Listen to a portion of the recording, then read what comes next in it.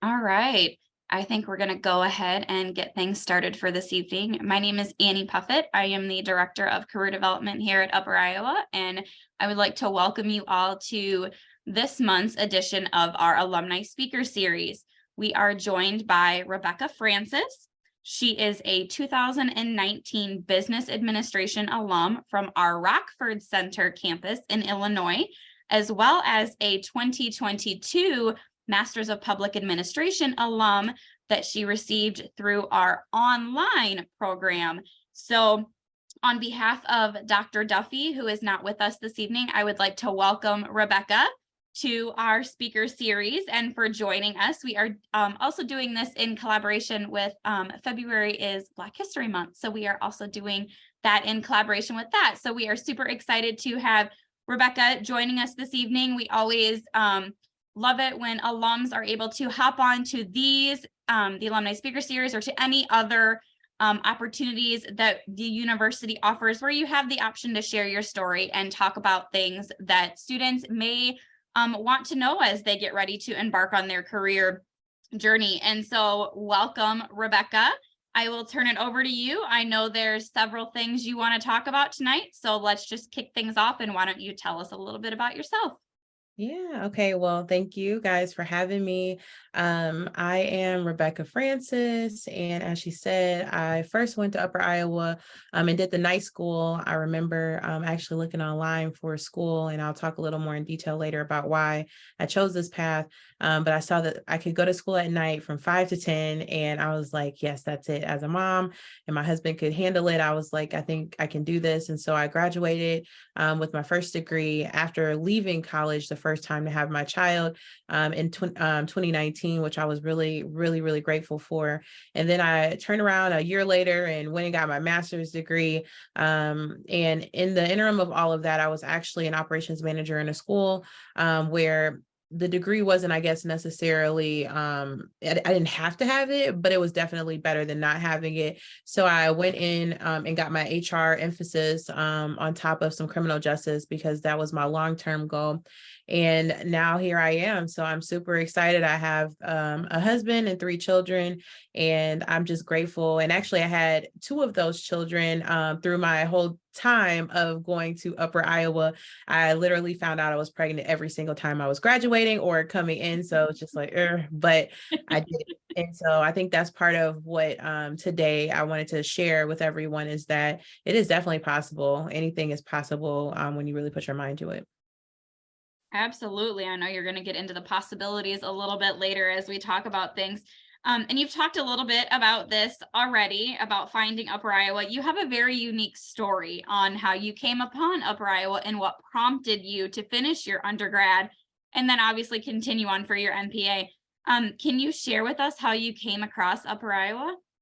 Yeah, so I was actually I know a couple people that were currently in classes, and I would ask like, well, how is it? Like, do you like it? And they were like, everyone at the Rockford Center is really kind. And I actually knew Pastor Carla, who is also a professor for the Rockford campus.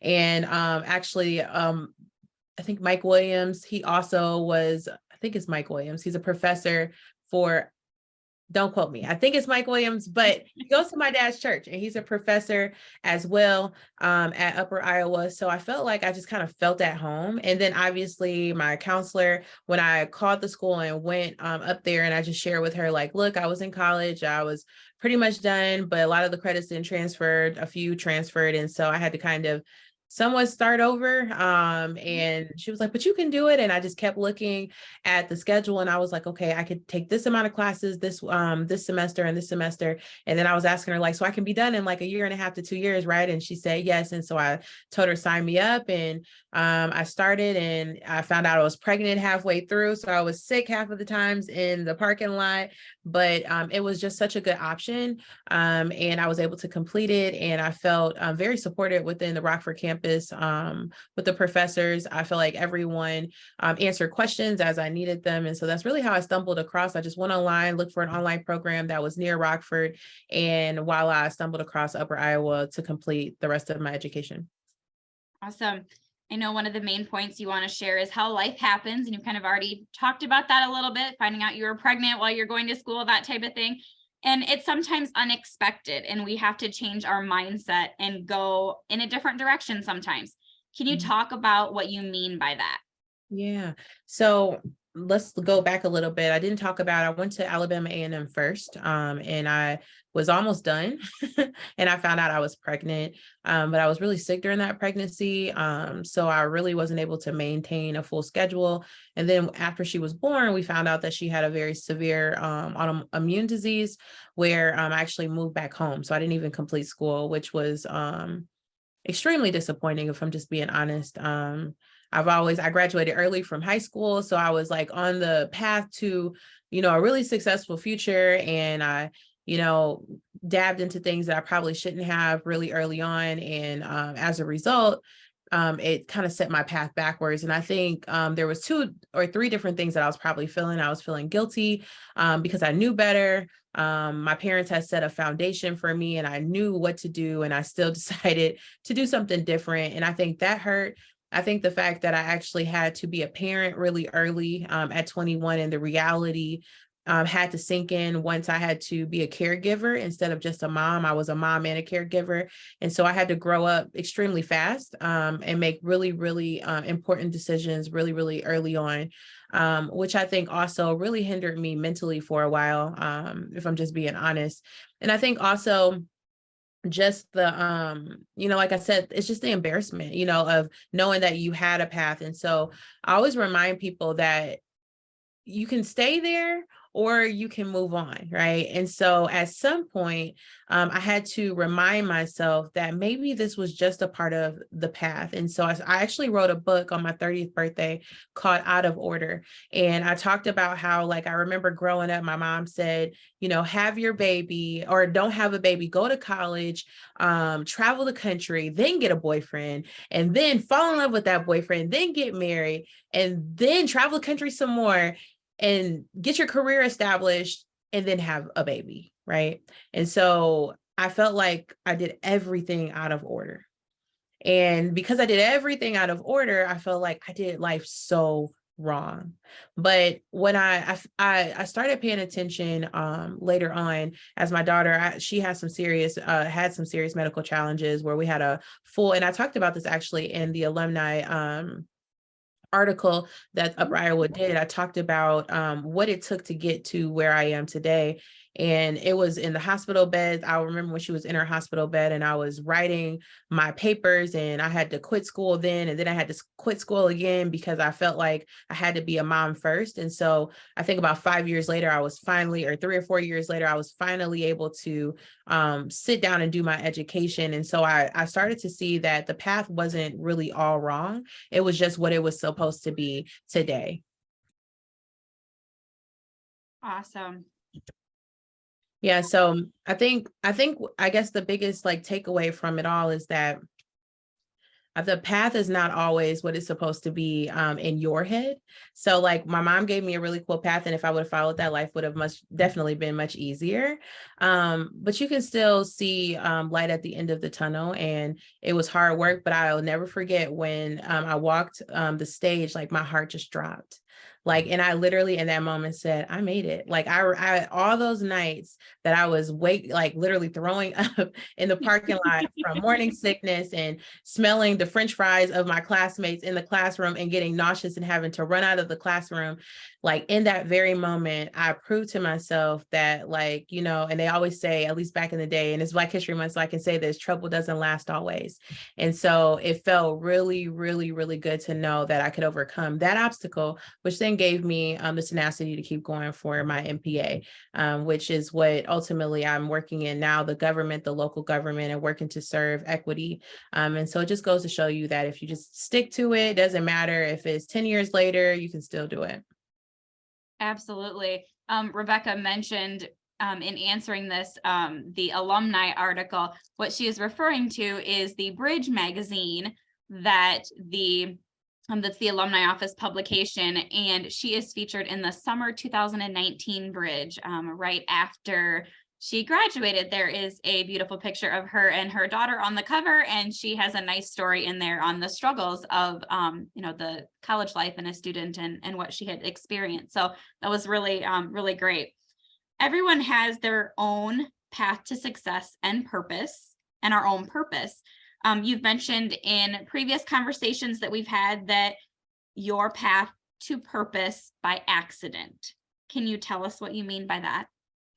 Yeah. So I was actually just sitting here the other night because a lot of times I work at night. If you hear my kids, that's because they're up during the day. So at nighttime I usually work. And I was really just thanking God the other day for the opportunity to do what it is I didn't even know I was supposed to do. I had no idea when I was having the baby in the hospital. I had no idea later on that I would be doing exactly what I'm doing today. But that child that I had early on had a disability that pushed me to be an advocate for others. And so not only did I advocate for her, I learned to advocate for others. And so now I get to do that on a very large scale, which is it feels like such an honor. Like when I walk into facilities and I realize that they trust me to change the trajectory of their organizations and to look at the policies and the procedures and make the adequate changes that need to happen. I think I just feel so honored, and I'm in disbelief that the path that was set for me that I thought I was supposed to have in the moment wasn't really what was meant for me. What was meant for me is that if I didn't go through what I went through with Bella and learn what it meant to be a caregiver, what it means to advocate for those that are voiceless, then how would I be able to really do the equity work that I do right now? And so the path was set on accident because I just thought I was going to go to law school, and I am still going to law school, but I thought I was just going to law school and I was going to be an attorney and I was going to work in the courtroom and I was going to be an advocate that way. But my advocacy has taken a different path that has also really created what I would consider a lot of people may lack in today's society is empathy. So when I see things right away, I'm like, that door is not accessible. How do I know that? Because I have a daughter that needs that same door, and so I'm able to now look and shift things into a different perspective, which I feel like has actually created a better, understanding of what my purpose is. And I think a lot of people die in this world not knowing their purpose. And I 1000% know what I'm set out to do. I'm set out to use my voice. I remember growing up, my mom used to always say, you always had an opinion. And so that opinion has now turned into something that is positive for others. And so I think sometimes when we have an expectation of life, we see it as that we've messed up or that we didn't do something right, or, that we failed life or life has failed us. But really, in all actuality, it's just developing us and it's creating a bigger and greater opportunity for us to use our gifts. And I feel like that's what my on accident has done for me. Wonderful. You've talked a little bit about your DEI that you're working on. So you are a strong DEI supporter, diversity, equity, and inclusion, and a bold advocate that strives to help organizations of all shapes and sizes succeed. Can you talk a little bit about the role that you play in that organization and what that organization is? Yeah. So I'm the founder and CEO of Ignite Change Solutions. I started my journey actually in the construction industry. And obviously, we know from the accessibility side of equity and working in the education system from the racial side of equity, I've done that for over 10 years. But being really specific to the policy development, that's why I actually went to school for public policy to identify what it looks like in the government and how I can assist by taking those learned and like just the cultural experiences of being a Black American and having a disabled child and kind of pairing that with today's policy is kind of where I ended up with Ignite Change Solutions. And so I started to look around and pay attention to where the gaps were in organizations, and all the way down to I would ask CEOs, I would ask people that didn't look like me at all. I would ask white men specifically, tell me, like, what is it? Like, what's the problem here? Like, and I would get feedback. And they would say, well, this is what we're struggling with, or this is what, I don't understand, or am I this because of this, And so I birthed Ignite Change Solutions out of the construction industry, working there and watching things and seeing how things played out and panned out. I felt that once I had the opportunity to leave the construction industry and start my own company, that I knew exactly what path I would take to be a force in and lead the DEI space within the city that I live in specifically.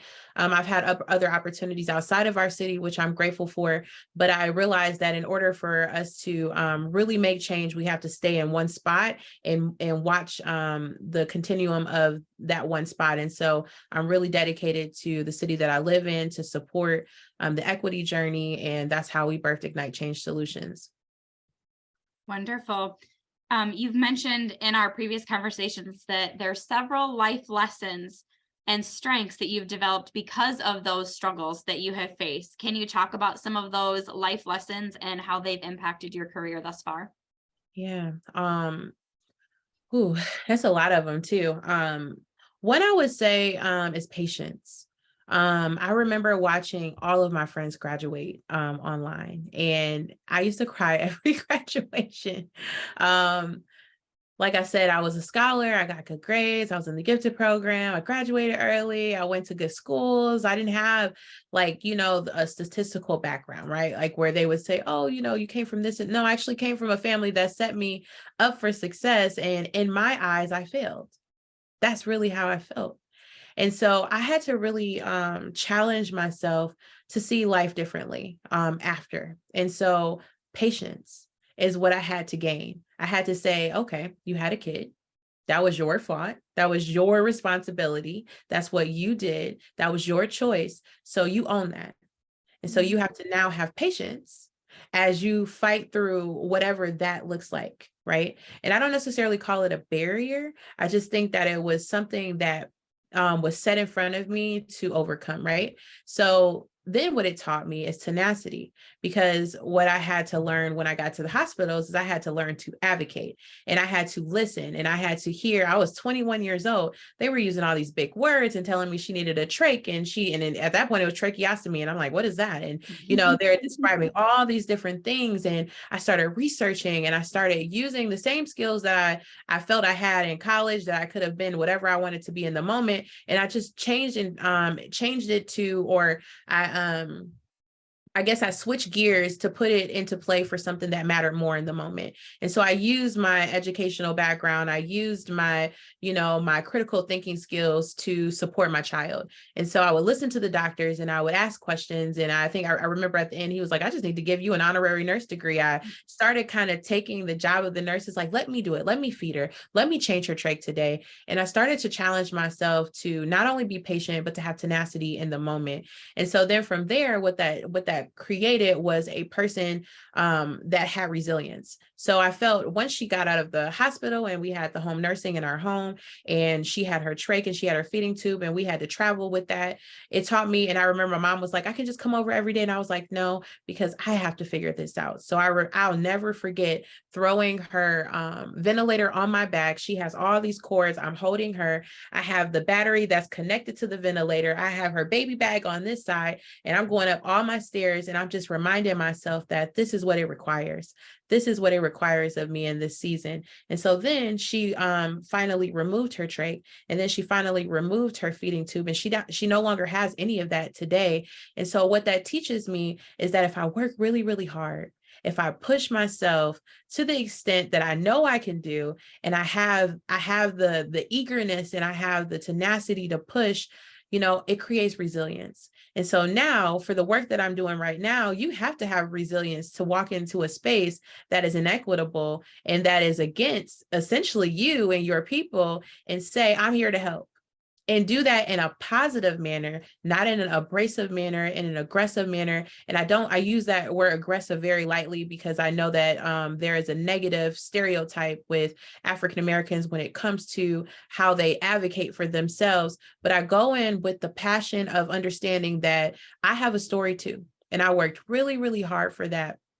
that story. So I remind people that you have to have patience, you have to have tenacity, you have to have resilience, and then you have to be bold. And that's why I use that word bold. That resilience has created a very bold person. I was not this strong, and I use that word lightly too. But I was not this Rebecca 10 years ago. I was more timid, and I realized that that timidness wasn't going to get me anywhere.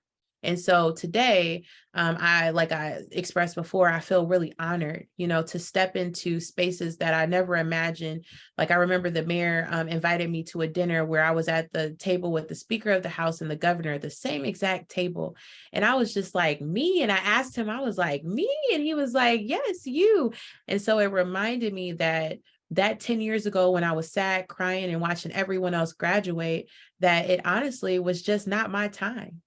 And so now I have, it's my time, right? And that Mhm. patience is what created this Rebecca, which is grateful, and I'm honored, and I feel, I feel humbled. I don't feel like boastful.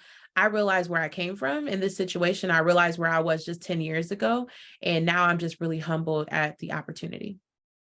Absolutely. Being able to give back. That's a life lesson in itself as well. Mhm. Displaying leadership qualities is a beneficial attribute that can help kickstart anyone's career. What are some key qualities of a leader that you look for in individuals that you are working with? Okay. I love empathetic leaders. I'm an empathetic leader. I can put myself into almost anybody's shoes, partially because I listen to the struggle. I know the struggle from the most saddest point to the most celebratory point, right? And so I look for empathetic leaders that can say, maybe that I don't fully understand, but I can see where you're coming from. Organizations cannot grow with Caesars. Like they cannot grow with dictatorship. I know they would like to believe that. However, um, we're seeing and I always remind employers the retention rate of so many organizations right now is terrible. Like whether it's retention or we can't find enough people to work these jobs. It used to be not enough jobs. Now it's way too many jobs, and we don't know what to do. But then the question is why? Like we have to sit back and ask ourselves why. And it usually is a direct correlation to the leadership in the organization. And so if the leadership is not reflective of the people they serve, then there is a what we would call a deaf ear, or there is something that is not being relayed correctly. And so if they can't empathize, if they can't sympathize, if they can't even just for a few minutes identify how they just don't have all the answers, then that's the root cause of most of the issues. And then we know the policies and the procedures. Even if we just think about, for instance, those we're fighting with Crown Law on how people wear their hair. That's insane, right? But that's a direct correlation to leadership, and the fact that leadership, strong leaders that realize that the people that serve their organization, that grow their organization, that provide the income for their organization matter. And that matter means that you're celebrating them when they should be celebrated. That means that you're compensating them properly. And so I look for leaders like that. I look for leaders that are empathetic. I look for leaders that are progressive. I look for leaders that are not dictators, but what we would consider inclusive leaders, that are looking to learn and listen and receive feedback in a way that is not I'm the big I and you're the little I, but listening from a perspective that they want to understand, seeking to understand, transformative leaders, people that are looking to transform environments. Those are the kind of leaders that I look for. Those are the ones that I would only want to work for. I don't know that I would ever go to a traditional 9 to 5, but if I did, it would have to be a leader that understands the importance of inclusion, respects the diverse thought processes, not just from a racial standpoint, but understanding that you need someone that is a person that is disabled on your board. You need you need multiple persons of color. You need multiple persons, from the LGBTQ plus. You need multiple persons that are women. You need multiple persons, because that's what shapes your organization. And if I don't see that, then it is hard. I won't say I don't believe you, but it is hard for me to believe what you say, because that is a direct correlation to the success of an organization. Thank you. Connections is a big thing that we stress in our office, and networking, making connections and networking with others is so important to helping with advancement in anyone's chosen field. What would you say is your biggest piece of advice to making connections, and how can others do that? Put yourself out there. So when I first started Ignite Change Solutions, I was like timid. Like I was scared to go for what I wanted. I was scared to put myself out there. Like even today, having 2 interviews, I about had an anxiety attack. Like, oh my gosh, I'm going to be on everyone's timeline. This is a lot. But I thought about it. If you really want your organization to grow, if you really want your name to flourish, if you really want that advancement at your job, if you really, really want the opportunity to let the CEO know that one day I want to be a CEO, you have to say that stuff, and you have to be bold enough to say it, because they remember you once you say it. And so if you are timid and you don't say it, they always say back in the day, closed mouths don't get fed. You can't be fed with a closed mouth. And I'm learning that even with having my own company, for whatever I don't go for, I don't receive, right? And so and I always remind people, what's the worst they can say? No. And so then I've heard a lot of those this year. So, okay, what did that do? A no just simply pushed me to the next person. But then that next person has a yes, right? So you have to put yourself out there. You have to network. Network is your net worth, literally. Who you are connected to is literally your net worth. Like if you only have a circle of friends that have no power or position, unfortunately, that's just the type of life you're going to probably have. If you move into a circle of friends that have power and position, then not only do they give you elevation, but they also grow your mind. So like a lot of the people that I'm around now, whether they're politicians, whether they're people in high places, I'm learning from them. I'm listening. Like if I'm on a board and I'm listening to how finances work, or if I'm listening to how they set up their corporate structure, or if I'm listening to, that was a direct correlation of networking. That was just saying, hey, can I come to the room with you today? Hey, can I sit at the table with you today? And I say it in a joking manner, but I know they know I'm for real, because they actually call and they say, hey, I had this opportunity for you. I know you mentioned last time you were interested in doing this. And, hey, I have this opportunity, this board that wants, they're actually looking for a person that's doing this. And I know you do this. And that's a direct correlation of me saying, I'm here. And so I recommend that people step out of their comfort zone and remember that the worst thing they can say is no. And if you hear that no, just like I told you before, remember patience, remember tenacity, remember resilience, because guess what? They're going to tell you no. I have been told no hundreds of times this year, hundreds. People have ignored my emails. People have just said no, but there have people that have said yes, as for me not giving up. I didn't give up. So now I have a bunch of yeses and a bunch of opportunities, and those opportunities and those networking opportunities have opened more doors, and it just continues to be a trickling effect. Never take no as the final answer is just a comment that came through on our Facebook live feed, and I could not agree more. No sometimes is not always the final answer. Like you said, it just brings you on to the next person, which could be a yes, and continues that network, continues the connections. So absolutely.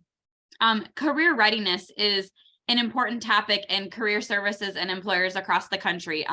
Career readiness comes from NACE. It is the National Association of Colleges and Employers. That is the national association that we belong to here within our office. And they have developed 8 core competencies that employers are looking for in recent college grads and new hires. And so we've talked a little bit about these competencies before. What competencies do you feel are most important to helping one excel in their career goals, and why? And it doesn't necessarily have to be any of these 8, but what competencies do you look for? Yeah. So I'm going to start with career and self-development. I think that even after you graduate, or while you're in getting ready to graduate, you should always be aligning yourself with more resources to continue to grow professionally. College could have never taught me, and no offense to Upper Iowa, no offense to any program for business, but it can never set me up for what I have to endure as a business owner. It could never set me up.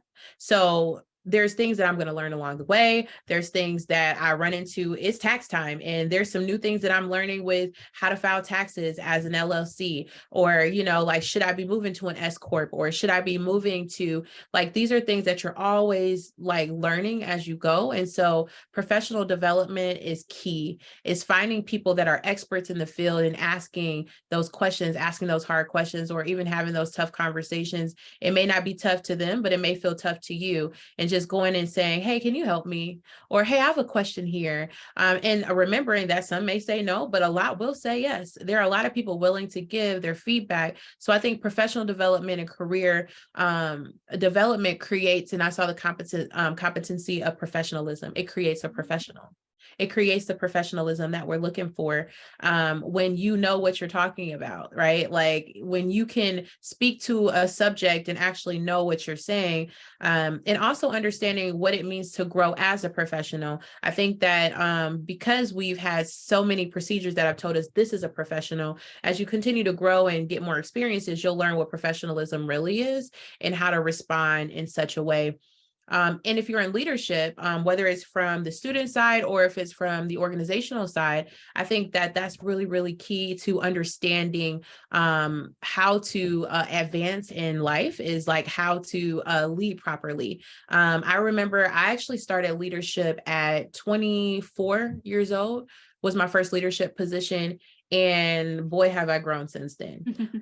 Um, I don't think that I knew how to handle leadership. I feel like I did okay. I've had people coaching me. But if I had to say the definition of leadership today, it's much different than what I thought it was when I was 24.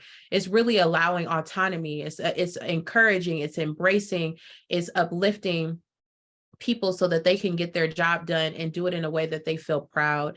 And so I think that leadership is really, really key. And I'm always going to be a bold advocate for equity. I think I do equity basketball with a lot of my clients, and I show them what it really means to have equity in an organization, or what it means to have equity in a policy and in a procedure. And I think sometimes we look at it only from a racial perspective, but we forget the vast amount of different EEO claims and things we've seen over the years come from direct correlations of inequitable policies and procedures. So I definitely say that competency is important.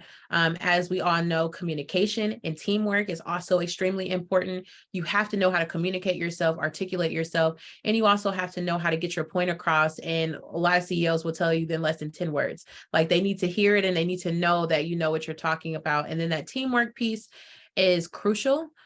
Because if you're working in a team, whether it's from the student side or if it's from the organizational side, teamwork is what drives an environment to be equitable. It drives the culture and climate to be something that people choose to work, a place of employment.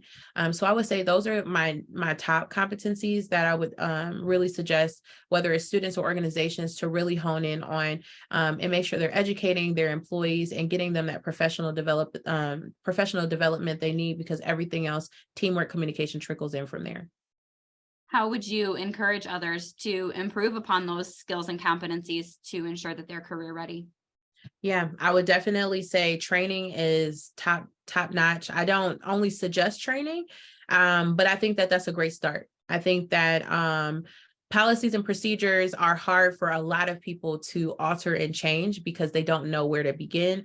That's why they have consultants like me who come in and I assess very detailed infrastructures and understand where they are, where they're going, and we create plans according to that. But a lot of organizations are not there. That's why we're called Ignite Change, right? You have to ignite the fire first. And a lot of times, even to ignite a fire takes some time. As we know, if you were out camping and you had to ignite your own fire, we know that that's not always easy, right? And so I take that same approach. I understand that every organization is not on the same level when it comes to igniting their flames for equity or for their organization. But I think that if you start with training, then you can at least have a couple aha moments that will challenge you to say, let's move in a different direction. And until we get there, it's really imperative that at least you're providing professional development for your teams and your leadership. And that's what I always remind people. CEOs and leadership have to have training because they're essentially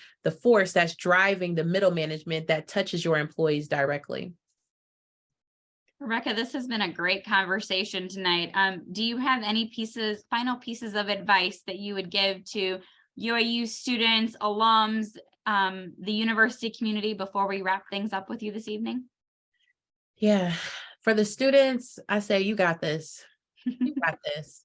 You can do this.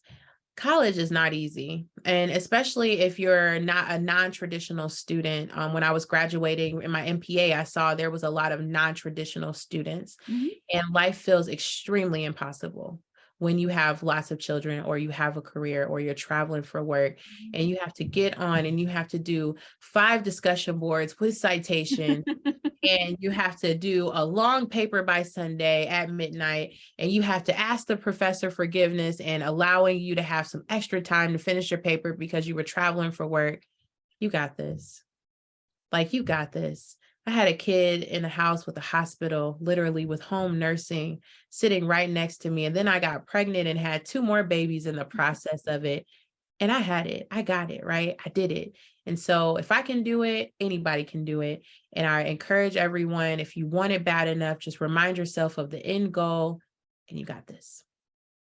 Absolutely. I think that is a perfect way to end our talk this evening. You've got this, and never take no as the final answer if you are trying to pursue your dreams, for sure. So, Rebecca, I would like to thank you for joining us this evening for our February edition of the Alumni Speaker Series. And I would encourage you all to tune in next month when we are joined by another alum as we continue this semester. So thank you all for joining us this evening, and I hope you all have a great night.